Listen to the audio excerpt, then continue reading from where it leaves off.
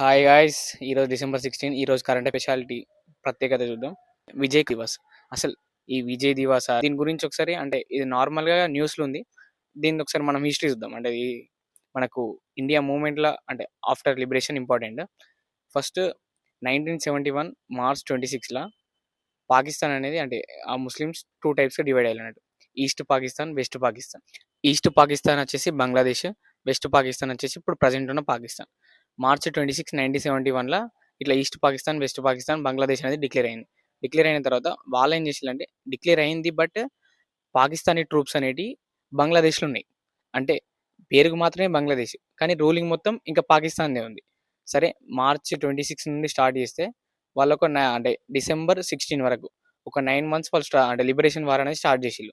అప్పటి నుండి అంటే పాకిస్తానీ ట్రూప్స్‌ని గో బ్యాక్ అనే నినాదంతోని. దానికి మన ఇండియా డిసెంబర్ 3న రెస్పాండ్ అయ్యి వాళ్ళకి సపోర్ట్ చేసింది. అంటే అక్కడ మాక్సిమం బెంగాలీస్ ఉంటారు బంగ్లాదేశ్‌లో.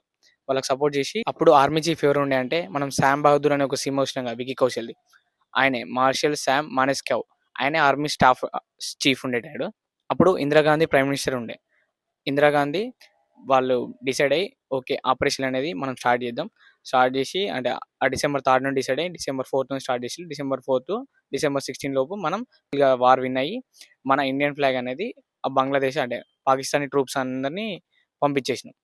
దానివల్ల అప్పుడు పాకిస్తానీ బంగ్లాదేశ్ లిబరేషన్ డే అనేది మనకు డిసెంబర్ 16 జరుపుకుంటాం. అదే మనం అంటే ఇండియా పాకిస్తానీ వార్స్ ఒక 3 వార్స్ ఏమో ఉంటాయి.